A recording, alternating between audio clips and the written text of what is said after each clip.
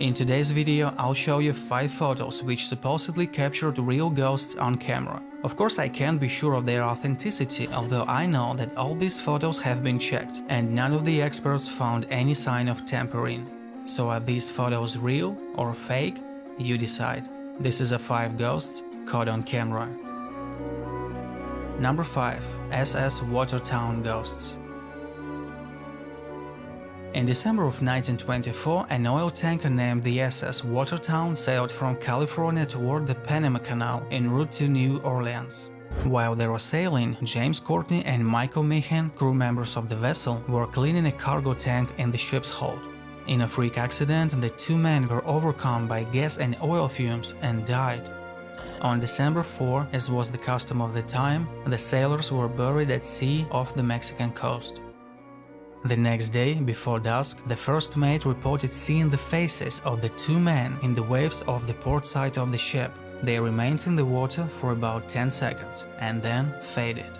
For several days thereafter, the phantom-like faces of the sailors were clearly seen by other members of the crew. On arrival in New Orleans, the ship's captain, Keith Tracy, reported the strange events to his employers at the city's service company. It was suggested that he try to photograph the eerie faces if they appeared again. Captain Tracy purchased a camera before the next voyage. When the faces appeared in the water again, Captain took 6 photos and then locked the camera and film in ship's safe. The crew reported seeing the faces of the deceased seamen several more times, but their appearance became less and less frequent. The SS Watertown departed and continued its scheduled voyage to New York City. When the film was processed in New York, 5 of the exposures showed nothing but sea foam. The 6th one showed the ghostly faces of the doomed seamen. The negative was checked for fakery by the Birds Detective Agency, which found no sign of tampering. After a 3rd voyage, the ship's crew was changed and the men's faces were never seen again. So, what do you think? Is it true, or was this some cruel joke? You decide. Number 4. 1929 Ghost. This picture was taken by Robert D. Walsh at a mill in the United States and was first published in 1929.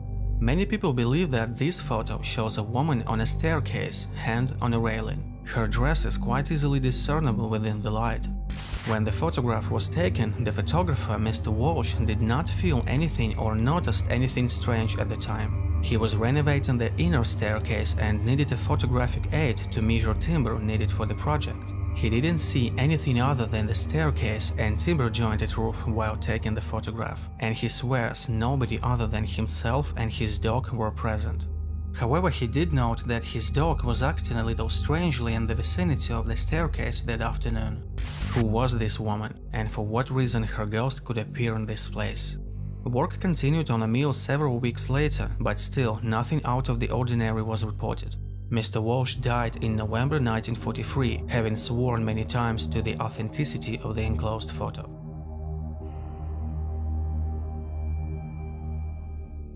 Number 3. Old Newgate Prison Ghost. Probably one of the most common places where you can see ghosts or even take pictures of them are old abandoned prisons.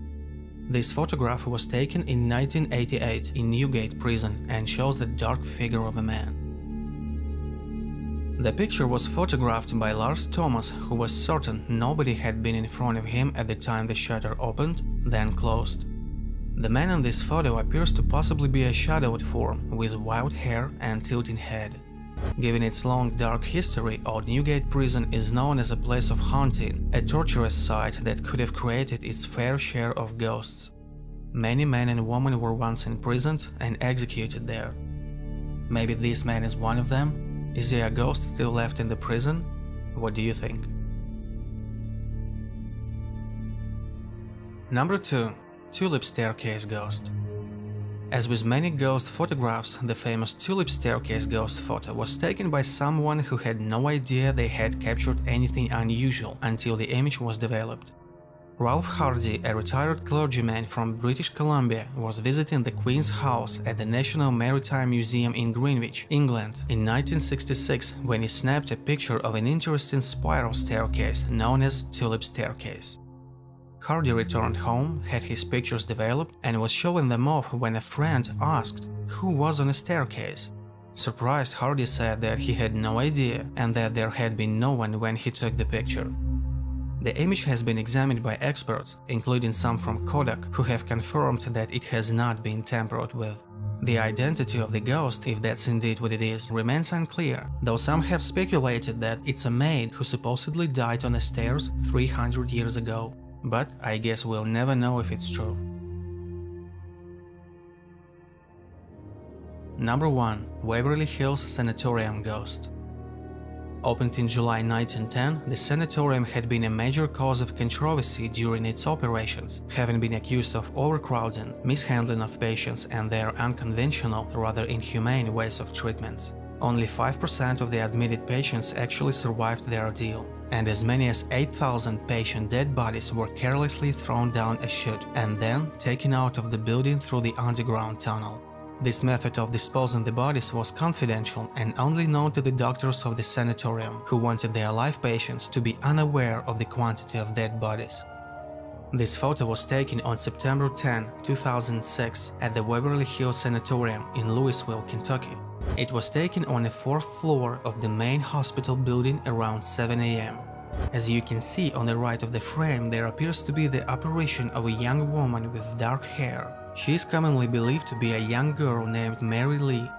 Some people claim that she is a legendary nurse who allegedly hung herself in room 502 after either learning that she was pregnant by a doctor or had tuberculosis or both. Others believe she was one of many of the patients who lived and died in the facility over the years. Thank you for watching. I hope you enjoyed today's video. Don't forget to subscribe and see you next time.